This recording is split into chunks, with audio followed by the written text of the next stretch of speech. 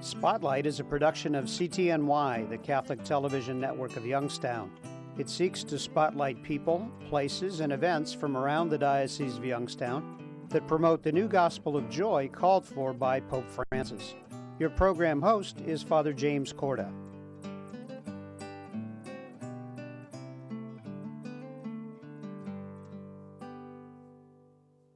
Hello and welcome to Spotlight. I'm Father Jim Korda. During this series, we're going to celebrate the 75th anniversary of the Diocese of Youngstown. And joining me in today's show is Wally Dunne. Welcome to Spotlight. Thank you, Father. You know, you've been with the Diocese of Youngstown for a long time. I think it would be good for the folks that are with us to kind of give us a little background as to the beginnings of how you started with the diocese and what was your position and what that was all about. Well, my first assignment was at St. Paul, Salem. I taught 7th and 8th grade. I was there from 65 to 67. I went from there to St. Mary Warren, Ohio, and I was there as a teacher from 67 until I think it was 69, I think it was. And I was assigned as assistant principal, the first lay administrator in a Catholic elementary school in our diocese. And stayed there until the middle school was completed, and I was assistant principal in the middle school as well. And then in 71, I moved to St. Edward as principal, and I was there until 1989. And in 89, I had the opportunity to go to St. John in Ashtabula as principal, and I was there for 3 years, and then the diocese, of course, decided to close it. And I formed a couple of corporations, and we reopened it as an independent Catholic high school, and I appointed myself as president, and we hired a principal.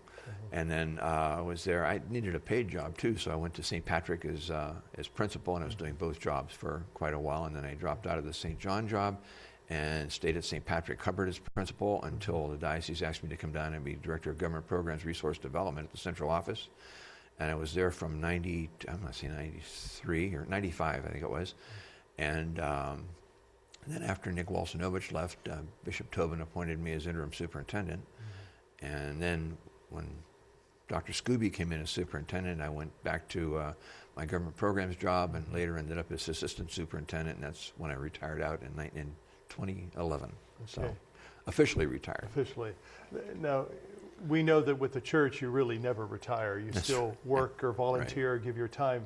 Let's talk about Catholic education, because that's really one of the mainstays in the Catholic institution. Why are Catholic schools so vital to who we are as Catholics and to our mission? I'd like to look at some hard data on that. And I saw your question on the slip that you sent me, and I'm reflecting back on the time of Vatican II, and I happened to be in the schools when Vatican II was just starting to gain traction, and the schools played a very important role in that, in helping our students and eventually their parents and the community through the change to the vernacular and the change in the order of the Mass and all those kinds of things. It was critical that kids learned that, and I think we formed kids who became a bridge from Vatican II into what our traditions have become now. I think too, I see the schools as a critical element in the whole tradition of our Catholic faith. The formative years that we have and what we're able to do with kids, say to kids, and have kids say back to us as students is a critical element in forming those kids into being good, active Catholic citizens. I like to, some years ago, you're too young to remember this, I'm sure, but many years ago there was a real brouhaha across the nation because they found out that entertainment companies were introducing into their films every 10th frame a frame that said "eat popcorn." So it was subliminal. Yes. And people were outraged at that, but it worked, okay? And they were outraged at it, but sometimes we forget those lessons.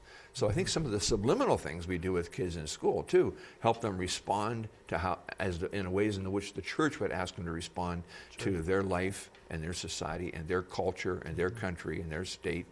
And I think we're happy with that. Now, in the last few minutes of our first segment together, let's talk about the Catholic schools, because many of the institutions, many of the parishes in our diocese and dioceses across the country really had a parish school. Yeah. What about those parishes that never had a parish school and don't have schools now? Are there any difference with them? What I see happening there is, in 1965 when I started at St. Paul, there were, I believe, 70,000 kids in our Catholic schools in the Diocese of Youngstown. We now have a kiss over 6,000. In 65, that was K through 12. Now, or I'm sorry, 1 through 12. Now it's K through 12. The parishes that did not have a school in those days gone by cooperated with those parishes that did. And as principal of St. Edward's School, I know, we had students there from Cyril Methodius and Peter and Paul, and parishes where they're St. Columba, where they're St. Cyril Methodius, where their parishes had closed the school, but they cooperated with St. Edward, and we received those kids into our enrollments. So even those parishes recognized the importance of Catholic education. Their parents recognized it and went to the most available Catholic school. You'll remember the bishop's document some years ago where they said that Catholic education had to be both available, accessible, and affordable. And I believe parents take that to heart. I think they do. Let's talk also about the sense that there are some Catholic schools that have an overabundance of non-Catholic kids present. Why is that okay, or why is that part of our mission? Well, I think we are no less a Catholic school when we have a population that might be 90 or 95% non-Catholic. When those parents come in and bring their children into school, they well know that those kids are going to be going to a religion class. Right. They have to attend respectfully. They are going to be attending the religious services that the rest of the school normally would be going to as well. They're not exempt from that. And often, some of our parishes and administrators will invite in some pastors from other denominations to meet with their kids and to share their life experiences and their faith experiences. They're very ecumenical in that way. I think it's been very good for us. We find a larger number of the non-Catholic kids coming in through the Ed Choice program, the state-supported program, and it has had a tremendous impact on our schools, especially the center city schools. We're going to talk a little bit more about that in a moment, but I think we're going to take a quick break. So please stay with us. We'll be right back. The Catholic Diocese of Youngstown was established on May 15, 1943. 2018 marks the 75th anniversary of the diocese. There are 6 counties which make up the Diocese of Youngstown: Ashtabula, Columbiana, Mahoning, Portage, Stark, and Trumbull. There are 5 other dioceses in the state of Ohio, Cincinnati being the oldest, Cleveland, Youngstown's mother diocese, Columbus, Steubenville, and Toledo. Youngstown is the smallest in terms of area, and the second smallest in terms of population. Yet it has the 3rd highest percentage of people identifying themselves as Catholics. Congratulations, Catholic Diocese, for celebrating 75 years with pride in the past and faith in the future. It was in Dungannon, Ohio, in Columbiana County, that the first group of Catholics settled. St. Philip Neri, the first parish in all northern Ohio, was founded in 1817 under the title of St. Paul's Settlement. It was to visit this settlement that Father Edward Fenwick, the Apostle of Ohio, made his first trip to northern Ohio. 4 years later, Cincinnati was chosen as the see city in the state of Ohio, and Fenwick was selected as the first bishop. Today, St. Philip Neri remains the oldest parish in the Diocese of Youngstown, but it is also one of the smallest.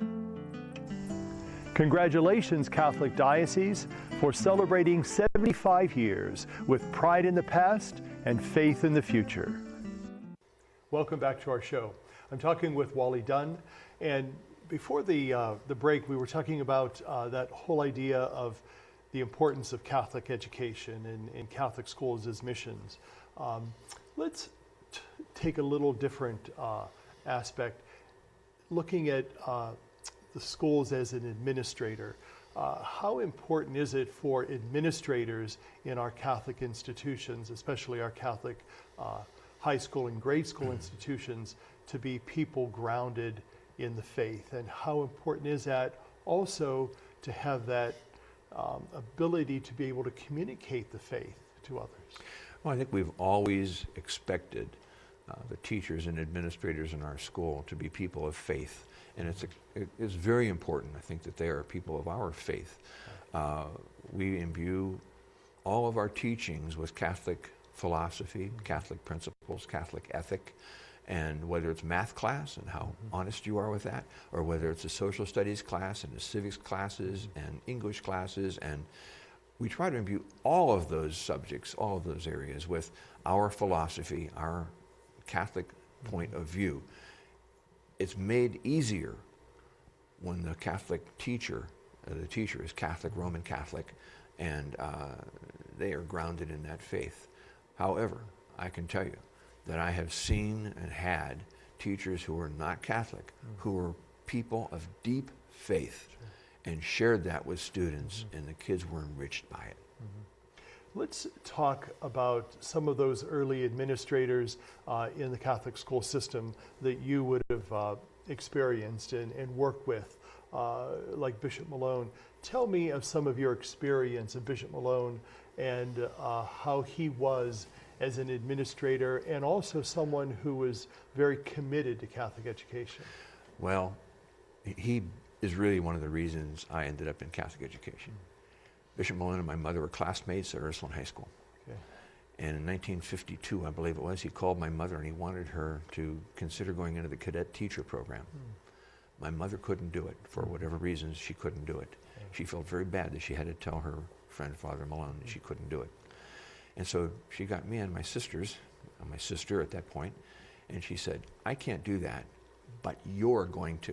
In 1952, my mother told me that is after I finished St. Patrick's School in Youngstown, that I was going to go to Ursuline.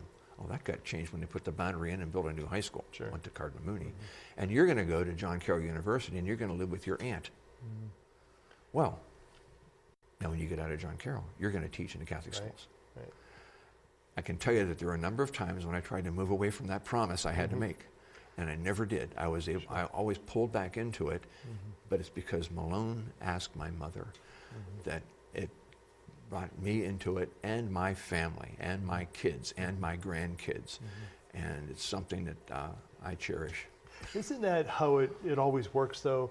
You know, it's almost like generational, whether it's in Catholic education or ministry or volunteering in the church.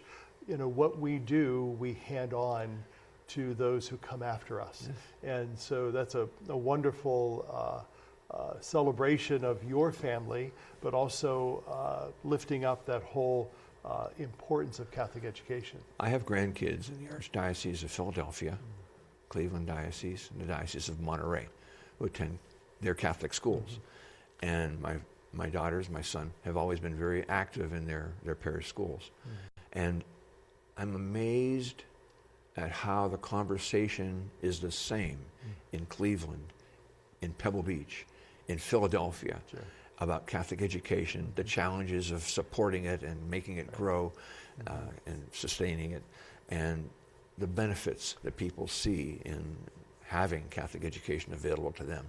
There's a study that came out, I heard about it on public radio in Detroit just last week, and it's being published by USC, the University of Southern California, and they did a study of education across the board in the United States, looking for differences. And these are not people who are necessarily Catholic school based, but all of a sudden they recognized that Catholic schools, there was something really different. And they kind of post-holed into it to see what that was. And they came up with self-control. And I thought, that's a strange thing to be reported, you know.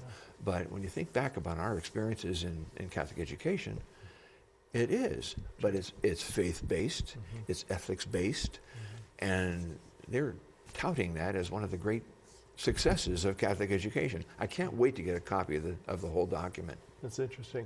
Now, we would be remiss if we didn't talk about religious women who were so much a part of the institution of our Catholic schools. Do you think that was probably one of the mainstays for the beginning of our Catholic education? Absolutely. And if you look at Sister Jerome Corcoran, who was really the one who pasted together the whole structure of our diocesan schools, we were actually a part of the Cleveland Diocese, as you know, and even up when I started school in 1948 at St. Patrick, we were part of the Youngstown, the Cleveland Diocese. Cleveland Diocese supervised our schools, and there was always this big folder around when they were coming to visit. But Sister Jerome Corcoran, and I can recall Sister Bernadine Jancy, Sister Lucille Conley, just women of faith, of tremendous energy, who formed our schools into what they became as Youngstown diocesan schools. Many of those sisters actually came from the Cleveland Diocese too. True. Then we had our own Ursulines who were more local. Sister Miriam Engels, who was principal of St. Patrick for many years and later Mother Superior. Sister Mary Edith, my first grade teacher, who loved me so much she kept me for 2 years. And Sister Cecilia Moran, who directed the St. Patrick's Boys Choir, which was just, I mean, that was a formative thing in my life and many other guys too, I know, in St. Patrick's Parish. Yeah, I look at the Ursuline sisters, the HM sisters, and the Oblates and the others who served in our diocese, and you really have to credit them. You really do, because lay teachers didn't really start coming in until the 1960s, and these women held it on the rail. Yep. They really did. They did, and you know, it's kind of unfortunate and sad that we don't have that presence, not only of the religious women, but also diocesan priests within those institutions. And so why does it make it more crucial for the laity to kind of take on those roles, to be those leaders within those institutions? I think some of that was laid out by Vatican II also. It may not have come to fruition in the first few years, but I think the direction was certainly there, that the laity had to take a stronger role in education and in their parishes, take over some of the ministries. I don't know that they actually anticipated the shortages that later came about, but I think it was certainly a good idea to begin it back in the 60s, because now it has given the church, you know, a good picking ground for people to fill in on those ministries. And I think in some of the ministries, sometimes they may be very well served by lay people, some of the family ministries, etc. So, we're going to take another quick break. Stay with us. We'll be right back.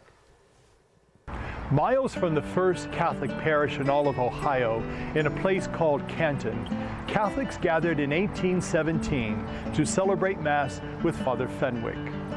Because of limited building space, the Mass was held outdoors under a huge oak tree. The spot near the present Church of St. John the Baptist, which was established in 1823 as the second oldest parish in the Diocese of Youngstown. The oak tree grew there until 1906, when it was struck by lightning. To preserve it, the parishioners took the wood and carved a chair out of it, which remains in the church today. In 2012, St. John the Baptist was elevated to a basilica. Congratulations, Catholic Diocese, for celebrating 75 years with pride in the past and faith in the future. $33 million Americans have descended into poverty. And as their futures fall, so does our nation's. The first Catholic parish, established in Portage County in 1831 near Randolph-Suffield, was St. Joseph Church. Years later, John Newman, who would become the first American male to be canonized, was sent there to give a mission to help heal the divisions that occurred between the German Catholics who had settled there. Perhaps that is what made him a saint. The parish is also noted for its school, which dates back to 1832, being the oldest English-speaking school west of the Alleghenies. The church is also famous for its Lourdes Shrine, which has welcomed pilgrims since 1927 and is the only exact replica of the world-famous grotto at Lourdes in France. Congratulations, Catholic Diocese, for celebrating 75 years with pride in the past and faith in the future. Welcome back to Spotlight. I'm talking with Wally Dunne. You know, some of the facts and the figures that we were talking about, Wally, are really astounding when you look at the beginnings of Catholic education here in the Diocese of Youngstown. And we've seen over the years, unfortunately, an attrition and some diminishing of those who are opting into Catholic education, but also there's a decrease in the numbers of children that families are having. Right. So what are some of the things that you've seen change over these many years as part of your experience? Well, one of the things I think I mentioned the fact that back in 68, 69, there was, I think I said 70,000, it's like 40,000 students in our schools. It's still a large number, and we are around just a kiss over 6,000 right now.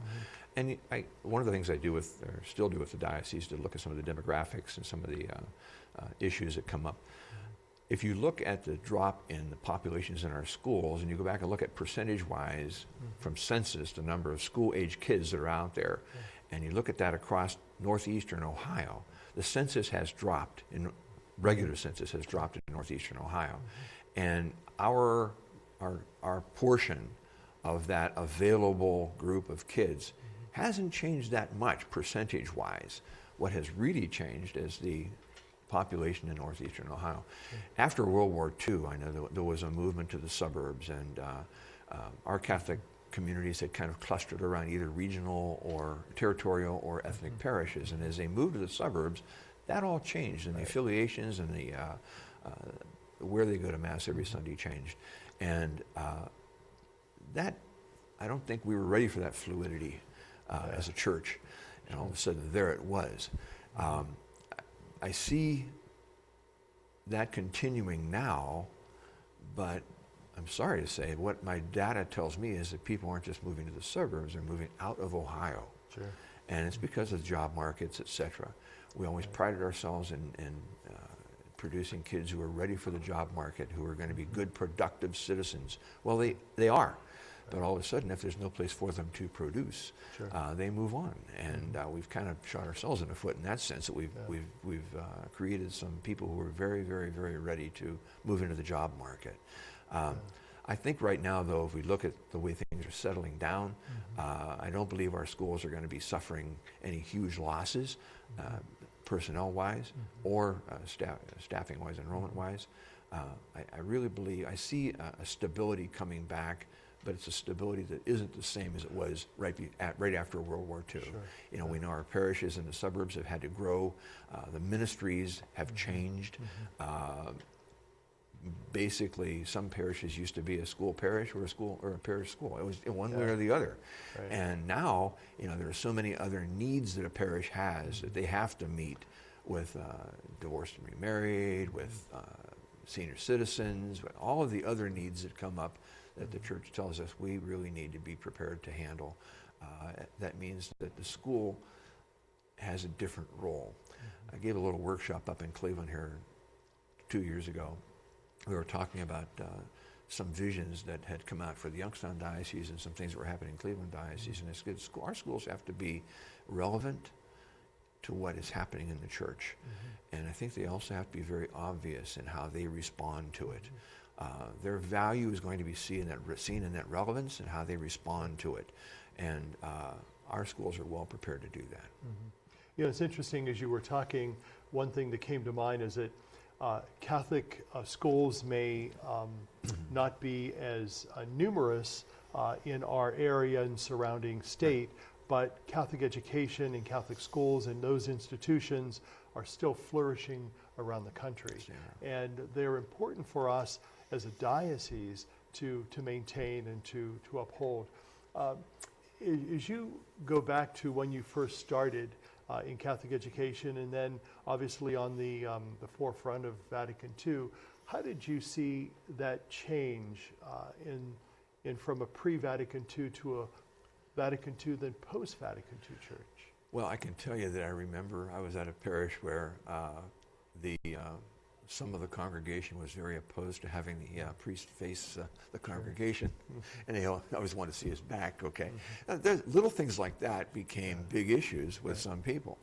There was a time when we went through a real turmoil over family studies in the school and whether our schools should actually be involved with family studies, and that was post-Vatican II. And again, you saw that edge there. You know, there was some people who were considered conservative because they were pre-Vatican II of mind, and others who were considered liberal because they were avant-garde Vatican II. And I think it's wonderful the way we steered the ship through all of that. And I think our schools help navigate that. You know, and I think our leadership helped that too. Certainly Bishop Malone, who was instrumental at the Vatican II Council meetings and conferences, certainly brought that wealth of information and that experience back to us. He did. And we are fortunate people to have taken that and carry that on for future generations. What about, in the last few minutes of our time together, are some of the hopes that you have for Catholic education, not only here in our diocese, but beyond, and also as we look towards 100 years, for example, here in Youngstown? Well, having grown up in the Diocese of Youngstown, I can't separate myself from my feelings about the diocese and our schools and our kids and our families. And all of a sudden, I'm finding myself being interested in schools that my kids are attending. St. Ignatius High School in Cleveland, my grandkids, St. Christopher's in Cleveland, St. Elizabeth's in Downington, Pennsylvania, and Bishop Shanahan near there, and Notre Dame and Palma out in California, and Junipero Serra out in Pebble Beach. And I look at that, and I try to focus on it from our diocesan point of view, and where we are, and the fact that we are downsizing in the sense of the number of available schools, but I don't think in any way whatsoever the fervor that parents have for sending their kids to our Catholic schools has been diminished at all. And I really look forward to that being maintained and perhaps even increasing in the coming decades. The study out of California with the one little focus on self-control. I mean, those kinds of things that come up nationally and start to focus on the qualities of Catholic education, I think are going to help us move forward. Sure. Well, Wally Dunne, we're unfortunately out of time, but I want to thank you for your presence on the show today, but also for all that you've done in Catholic education, for Catholic schools, and also for that administration portion that is so crucial to the mechanics of keeping our schools well-oiled and entrenched in the faith of the Catholic Church. So thank you very much for doing that. It's an honor to be here. And thank you for being with us. Have a good day, and God be with you.